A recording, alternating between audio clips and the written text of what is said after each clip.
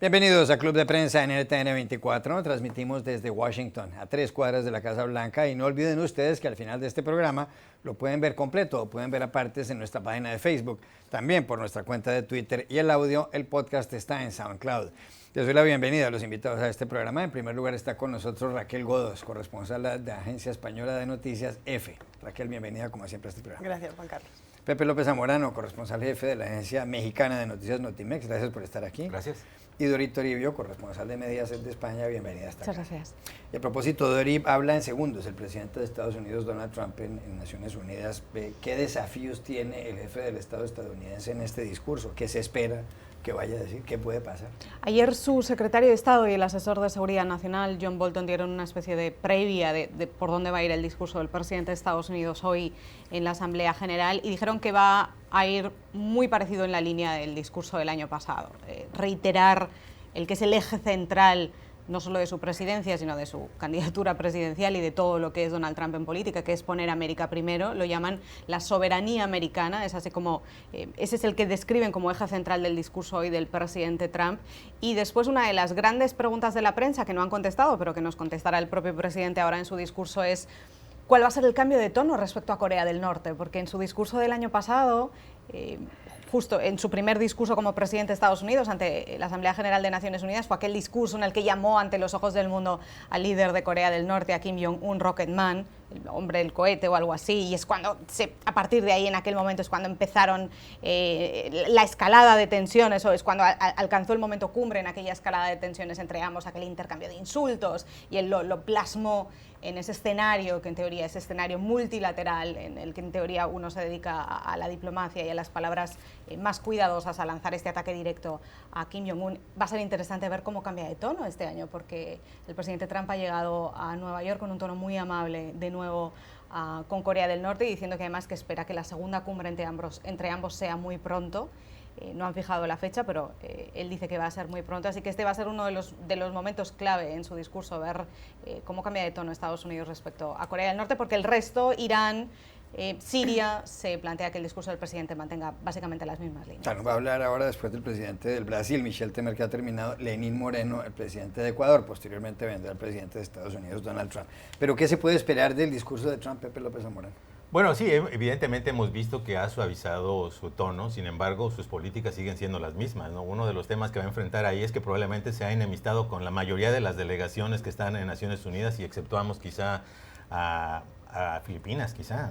Es decir, mantiene su política de sanciones comerciales, como por ejemplo lo ha hecho contra todos los países de la Unión Europea, contra México, contra Canadá, la guerra comercial que tiene con China, pseudo distanciamiento que tiene con el caso de Rusia, aunque personalmente con Putin parece que todavía tienen por ahí algo de química personal. Entonces el problema del presidente es que va a mandar un mensaje ante gente que no tiene muchas ganas de escuchar lo que tenga que ver. Todavía sigue manteniendo, por ejemplo, el tema del muro con México, cosas que ha provocado, digamos, algún tipo de rifirrafes en sus relaciones importantes. En el caso de Canadá, todavía no se concretan las negociaciones del Tratado de Libre Comercio de América del Norte con Canadá y están a punto de vencerse el plazo del día 30. Entonces el problema del presidente Donald Trump es que llega con un mensaje que probablemente no va a caer en muy buenos oídos, muy receptivos, porque fundamentalmente sus políticas siguen siendo las mismas, aunque efectivamente haya suavizado el tono. Sabemos que al presidente no le gusta la confrontación directa, es irónico, etcétera, pero no le gusta la confrontación directa, y probablemente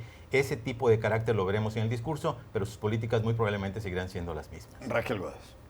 Bueno, yo creo que efectivamente con el tema de Corea del Norte suavizará los adjetivos o los eliminará, por lo menos los que son peyorativos, y los cambiará por cosas como honorable. El cambio es bastante drástico, pero me parece más interesante lo que va a pasar al otro lado del atril, ¿no? Las reuniones bilaterales que va a tener con otros líderes o que está teniendo con otros líderes, cómo va a manejar ese cambio de relaciones con líderes europeos con los que ya no se lleva tan bien porque está en desacuerdo, y luego qué va a hacer con el tema iraní, ¿no? Porque aunque también ha suavizado el tono respecto a Irán en los eventos públicos, hay desde su administración una retórica contradictoria, lo cual tampoco es sorpresa en su administración, pero por un lado está su abogado Giuliani arremetiendo contra Irán de una manera más o menos vehemente, y Nikki Haley, la embajadora en Naciones Unidas, ha estado bajando un poco la tensión para que al llegar a esta cumbre, a esta asamblea, no haya tantísima tensión. Vamos a ver cómo lo ejecuta, siempre es un espectáculo verle, con lo cual en este entorno tan diplomático, como decía Dori, tan de buenas palabras, vamos a ver si se ajusta a ese estilo o si realmente tiene alguna salida de tono más propia de su carácter. Dori Toribio quería agregar algo de la Asamblea General. Sí, porque estamos viendo en directo que parece que ha habido un cambio de última hora, porque el presidente de Estados Unidos llega tarde a la Asamblea General, aunque está a 3 manzanas, está en la Torre Trump. Parece que se ha retrasado su llegada por alguna razón y entonces han adelantado la siguiente intervención, que es la del presidente de Ecuador. Esto, en los cánones tradicionales de la ONU, que siempre se establecen, ¿no?, estos órdenes y estas prioridades tradicionales de la Asamblea General, es un cambio extraño. Bueno, si llegara tarde cualquier otro presidente, el de Colombia, por ejemplo, que es mi país, seguramente nos diríamos que somos unos suramericanos atrasados y demás. Muy bien. Óigame, a propósito del presidente de Estados Unidos, Donald Trump, Pepe López Zamorano, mientras él va a hablar en la ONU, aquí en Washington, tiene 2 frentes abiertos en unas crisis muy serias. El primero de ellos se relaciona con Brett Kavanaugh, el hombre a quien él ha nominado para que sea magistrado de la Corte Suprema de Justicia. Todo el mundo sabe que aquí de la Corte Suprema de Justicia depende el curso de la nación, entre otras razones porque aquí no hay tribunal constitucional y la Corte Suprema actúa como Corte Constitucional. Pero el señor Kavanaugh, en ese proceso de aprobación o no por parte del Comité de Asuntos Judiciales del Senado, pues ha tenido algunos inconvenientes porque ha habido 2 mujeres que han salido a denunciar que él las acosó sexualmente. Primero, Christine Blasey Ford, que va a testificar el jueves en el Comité Judicial del Senado, también lo hará el señor Kavanaugh, y también Débora Ramírez, que dijo que ella, cuando estaba en el primer año de universidad, en la Universidad de Yale, en New Haven, en el estado de Connecticut, el señor Kavanaugh, borracho, estaban ambos borrachos, bebidos, pues se bajó la cremallera del pantalón y le puso los genitales en la cara a la señora Débora Ramírez. En el caso de Christine Blasey Ford, ella lo que dice es que él trató de quitarle la ropa y la arrojó sobre una cama, pero le tapó la boca y ella logró escapar. Ayer el señor Brett Kavanaugh dio una entrevista en la cadena Fox a Martha MacCallum, una periodista conocida de esa cadena, y dijo que él nunca ha tratado mal a una mujer, que nunca ha discriminado a una mujer, que nunca, y además dijo, entre otras cosas, que él nunca ha violado a una mujer, pues que nunca había tenido en esa época relaciones sexuales con una mujer, entre otras cosas porque él era virgen. A la pregunta de si era virgen, dijo que él era virgen en la secundaria y muchos años más, vaya uno a saber cuántos más. Estaba el señor con su esposa en la entrevista. Lo raro es que estas 2 mujeres no lo están acusando a él de que haya tenido relaciones sexuales con ellas, sino de que las haya acosado sexualmente, que es distinto. La pregunta es, ¿esto a dónde va a ir a parar? Va a perjudicar muchísimo el proceso de nominación de Kavanaugh, y yo sé que repetidamente hacemos esta pregunta, esta entrevista del señor, porque además es inusual que un candidato a la Corte o que un magistrado de la Corte dé una entrevista. Yo creo que la presencia en Fox News, que es una especie de repetición del momento Clinton, ¿no?, y ahorita hablamos de cuál fue, justamente refleja la problemática que está enfrentando y la crisis política que tienen los republicanos, que no esperaban que creciera de esta magnitud, especialmente porque estamos viendo que están surgiendo nuevos nombres. Ahora el abogado de Stormy Daniels está sumándose a esta controversia diciendo que en las siguientes 36 horas iba a dar el nombre de otra probable acusadora, ¿no? Y digo que es un momento muy interesante, sin precedentes, como bien dices, porque si bien es verdad que el proceso de confirmación de la Suprema Corte en los últimos años ha estado totalmente politizado, el hecho de que el candidato sienta la necesidad de aparecer, básicamente comparecer, con su esposa en horario estelar de la televisión, en el canal más conservador, muestra el hecho de que siente que tiene que ganar la batalla de la opinión pública. Porque lo más sorprendente que puede ocurrir en la audiencia del jueves, cuando comparezca la señora Ford, puede cambiar la mentalidad de algunos senadores y senadoras que están, digamos que en la cuerda floja, están muy preocupados por las acusaciones. Un juez de la Suprema Corte es un árbitro moral, y si estas acusaciones tienen credibilidad y la señora Ford presenta este testimonio de una manera convincente, emocional, puede que cambie, por ejemplo, los votos de 2 senadoras importantes, ¿no?, Lisa Murkowski y de Susan Collins, y también del senador Jeff Flake, que también está en la barda y él pertenece al comité judicial. La barrenadora política de los republicanos puede hacer que incluso si no hay una recomendación del comité pase directamente al pleno, pero en el pleno también podrían tener problemas porque tienen una diferencia de 2. Quiere decir que la administración de esta crisis política por parte de los republicanos realmente ya está fuera de su control.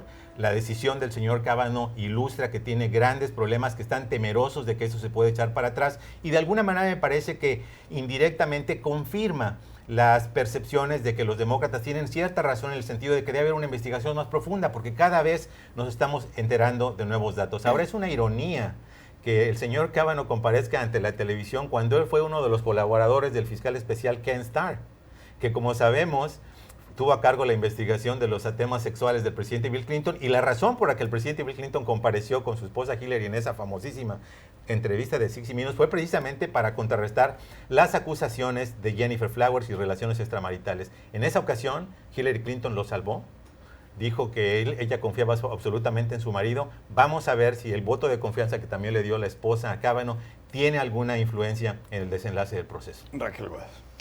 Bueno, quería apuntar, añadiendo a la reflexión de Pepe sobre los senadores y cómo están manejando la confirmación, que el senador John Keel, el que ha sustituido al fallecido John McCain por el asiento en Arizona, fue nombrado, entre otras cosas, porque era un voto asegurado para Kavanaugh. Y sin embargo ayer ya mostró sus dudas acerca de votar a favor. Puede que finalmente lo haga, pero simplemente el hecho de que este señor haya dudado en público sobre el voto es bastante significativo. Yo creo que lo más interesante que vamos a ver el jueves al respecto es de qué forma los republicanos van a tratar a Ford en la audiencia pública. Porque los ojos de, por lo menos los periodistas, van a estar sobre todo puestos en ese trato acerca, o sea, en el interrogatorio hacia una víctima que además no sabemos si va a tener que estar presente en la sala o no con Kavanaugh, si Kavanaugh saldrá antes o después o van a compartir sala, y esa tensión que se puede dar, cómo van a ser esos mecanismos de interrogatorio a los que Grassley, el presidente del Comité Judicial, se niega a revelar cualquier detalle. Eso va a ser algo muy controvertido, porque si la opinión pública siente que esta mujer está siendo atacada, va a jugar en su contra. Los republicanos van a tener que hilar muy fino en ese interrogatorio. Ayer por la noche veíamos cómo hacían un escrache a Ted Cruz en un restaurante aquí en Washington, que un grupo de gente le gritaba que ellos creían en las víctimas y que creían a Ford.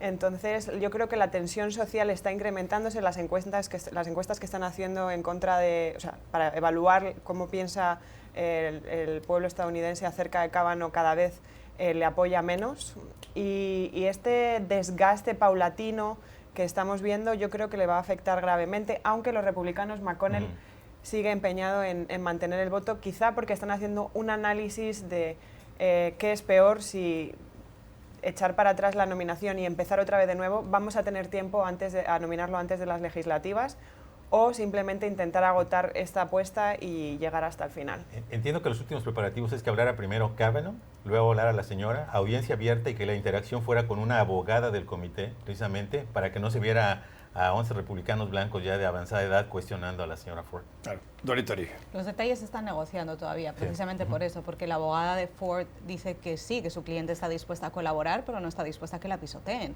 Y hasta ahora han demostrado, según la abogada, poco respeto a su declaración, y está hablando básicamente de la bancada republicana. Así que nos falta ver todavía cuál va a ser el formato de esta comparecencia, pero está siendo tan importante aquí en Estados Unidos y está siendo tan importante aquí en Washington que a la llegada del presidente de Estados Unidos a Naciones Unidas esta mañana, que acaba de llegar al Pleno y ha llegado tarde, la pregunta de la prensa a su entrada, bueno, había dos preguntas, una sobre esta, sobre el juez Kavanaugh, no sobre su intervención ante Naciones Unidas, no sobre Corea del Norte, no sobre Irán, sino esta, y la segunda, que es otro tema que vamos a hablar aquí, también sobre su vicefiscal general de Estados Unidos, sobre Rosenstein. Estos son los dos temas que están ahora circulando fundamentalmente aquí en Washington, especialmente el del juez del Supremo, porque este es un asunto, como hemos contado aquí muchas veces, que es fundamental para muchos votantes republicanos. Tener a otro juez conservador en el Supremo, se consolide esa mayoría conservadora de los jueces y que con eso se defina la política de este país por las próximas décadas, es algo que muchos votantes tienen en mente, incluso algunos que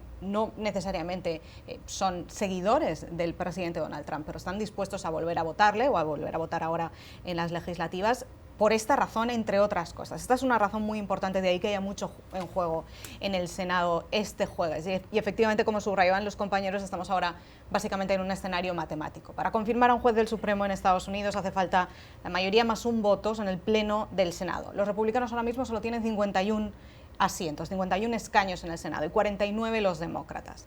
Si hace falta 51 votos, significa que o tienen que votar todos o pueden perder un voto porque el vicepresidente de Estados Unidos, Mike Pence, tiene lo que llaman aquí el poder de desempate. Es decir, podrían votar 50 republicanos más el voto de desempate, pero solo pueden permitirse que uno de los republicanos no vote a favor de la confirmación. Y ahora mismo, como explicaba Pepe, hay 3 que están en dudas.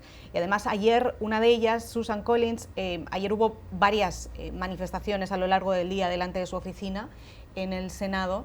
Hubo además docenas de detenidos porque está habiendo muchas protestas y mucha presión ciudadana y les están sonando los teléfonos constantemente sobre este asunto y están con mucha presión muchos de los senadores y muchos ciudadanos les están preguntando, pero bueno, esto al final es una cuestión de decir la verdad, de luchar contra el acoso sexual, de quién dice la verdad en este caso, o esta es una cuestión política, de que hay que confirmar a este juez antes de las elecciones. Visto desde el lado republicano, si lo miramos desde el lado demócrata es hay que intentar retrasar esta confirmación todo lo posible hasta después de las elecciones por si recuperan las mayorías en las 2 cámaras. Ahora, pero este juego no está exento de riesgo para los demócratas, porque hay precedentes ¿Sí? que cuando han logrado echar abajo a un juez conservador, la decisión del presidente es nombrar a un juez más conservador, pero con credenciales intachables. Entonces, evidentemente entiendo el juego político, tiene razón Dori, es electoral, no quieren darle un triunfo político a Trump en ese momento que está acosado por la percepción de caos, por Kavanaugh, por Rosenstein, etcétera, pero al mismo tiempo corren el riesgo de que si lo echan para atrás, lo descarrilan como probablemente pudieran lograrlo, si se acumula esta evidencia, al final puede llegar a la Suprema Corte un juez mucho más conservador que el propio Kavanaugh. Hay otro asunto, Pepe, que tiene que ver, y es la otra crisis que tiene abierta el presidente de Estados Unidos, Donald Trump, y es que se refiere al vicefiscal, el señor Rosenstein.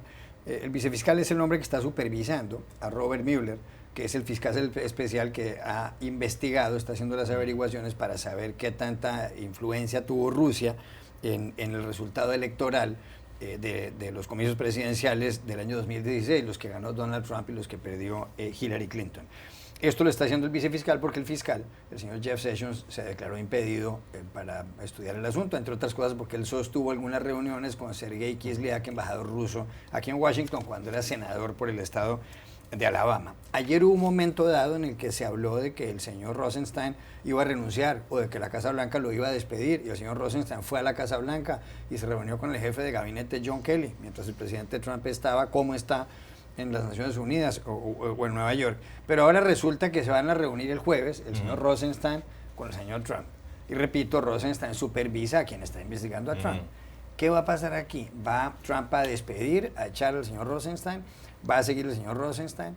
Si ocurre lo primero, se producirá una especie de masacre del sábado por la noche cuando Richard Nixon despidió ¿cuál es el nombre? Al fiscal independiente Archibald Cox. Archibald Cox, el fiscal independiente, y ahí vino un rosario de renuncias y eso acabó bastante mal. ¿O qué va a ocurrir? Bueno, esta no es solamente una de las múltiples guerras que tiene Trump, ¿no? Con sus agencias de inteligencia, con el propio Departamento de Justicia, pero en este caso el petardo que detona todo este asunto es la divulgación que hace The New York Times el viernes, en el sentido de que el señor Rosenstein había considerado y explorado la posibilidad con sus colaboradores de utilizar micrófonos subrepticios para grabar las conversaciones de Trump, en el contexto de la posibilidad de invocar la enmienda 25 de la Constitución, que como sabemos dicta los parámetros de cuándo se puede declarar inválido un presidente incapacitado, ¿no? Entonces, obviamente eso provocó mucha molestia de la Casa Blanca y también la molestia porque el desmentido que hizo Rosenstein del reporte no fue absolutamente categórico. Él dijo que contenía falsedades, imprecisiones, nunca dijo abiertamente esto no existió, yo nunca lo hice.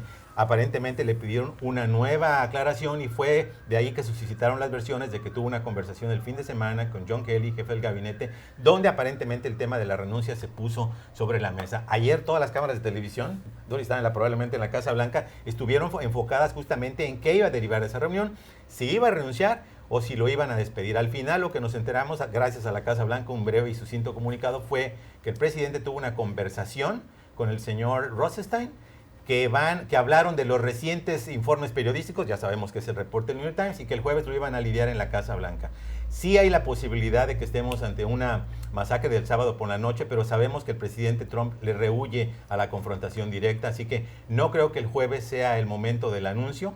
Sí sabemos que entre varios grupos conservadores, y especialmente en comentaristas, están percibiendo que la idea de hacer que despida a Rosenstein es en realidad una trampa política de los demócratas, justamente para crear una nueva crisis política antes de las elecciones. Porque lo que estamos viendo es que el efecto acumulado de estos escándalos, Kavanaugh, Rosenstein está desdibujando absolutamente la agenda política con la que los republicanos querían hacer campaña para el 6 de noviembre, que era crecimiento económico, baja de desempleo, desregulación, etcétera, etcétera. Y ahora están hablando de escándalos tras escándalos y por lo tanto esto está jugando en el agua de los demócratas. Y también la percepción de que si bien Trump podría tomar una decisión para entusiasmar a su base, podría tener el efecto inverso, que es que la base demócrata y liberal se considera entusiasmada justamente por lo que está ocurriendo en relación con estos despidos. Y la masacre del sábado de la noche, qué bueno que la mencionas ya brevemente, evidentemente esto fue el principio del fin de la presidencia de Donald Trump, porque tenía fuertes aliados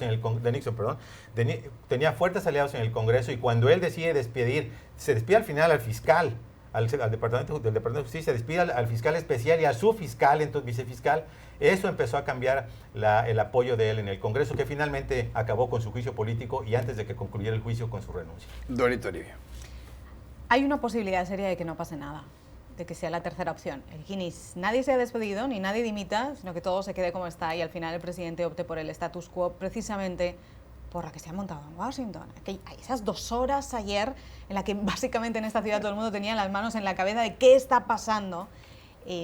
Yo creo que funcionaron intencionadamente o no, no lo sabemos, pero funcionaron como una especie de globo sonda. La Casa Blanca pudo hacer cálculos perfectamente y el presidente de Estados Unidos de qué pasaría si despide al número 2 del Departamento de Justicia, y no sería nada bueno, y lo dejaron claro hasta los republicanos en el Congreso. Hablaban de potencial crisis constitucional.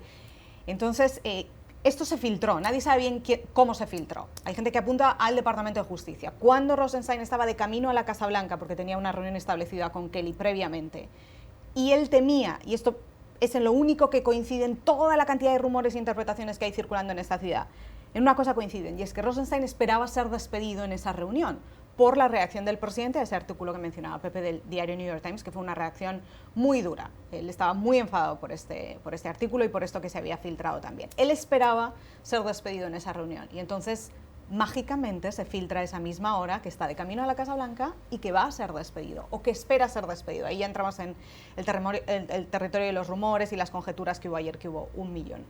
Pero entonces se arma todo este escándalo aquí en Washington y de repente todo el mundo da un paso atrás, respira, no acaba pasando nada y la reunión se convoca para el jueves, con lo cual el jueves los ánimos van a estar más calmados todavía y todo el mundo va a haber tenido tiempo de pensarse las cosas 2 veces. Y por un detalle que mencionaba Pepe ahora también, sabemos que al presidente Trump no le gustan las confrontaciones directas con nadie, no suele despedir a la gente mirándole a la cara, no es algo que haga, no le gusta ese territorio, entrar en ese territorio de un enfrentamiento directo con alguien.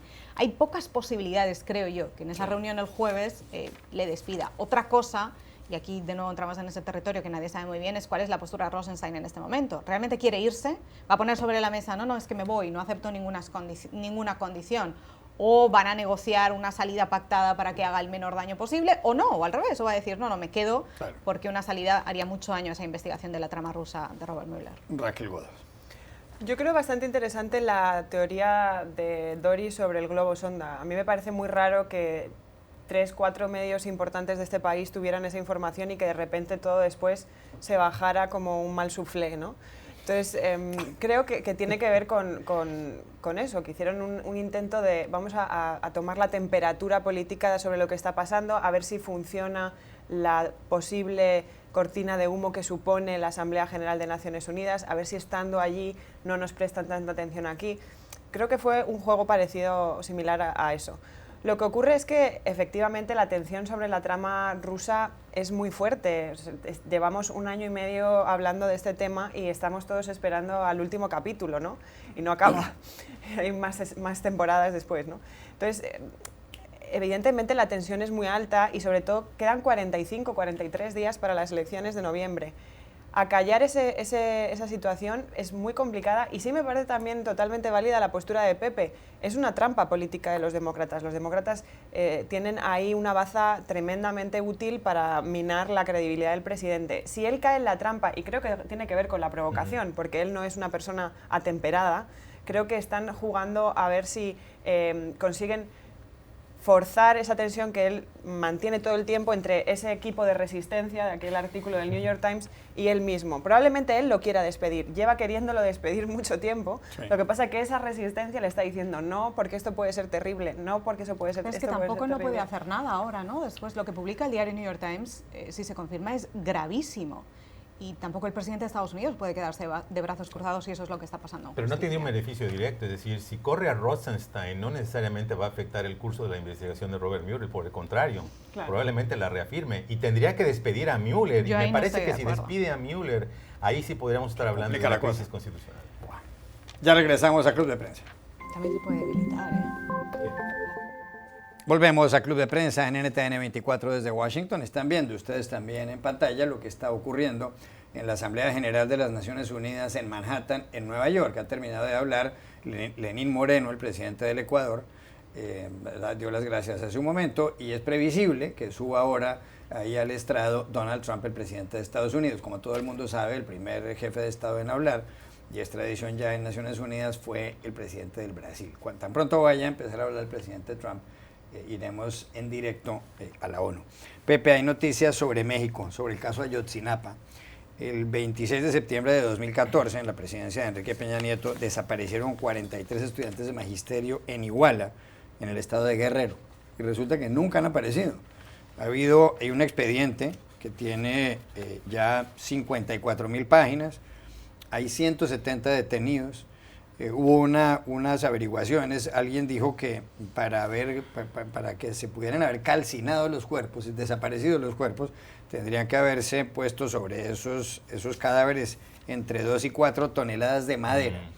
Y ahora el señor Andrés Manuel López Obrador, que se posiciona como presidente de México el 1 de diciembre, dice que quiere crear finalmente y poner en marcha una comisión de la verdad.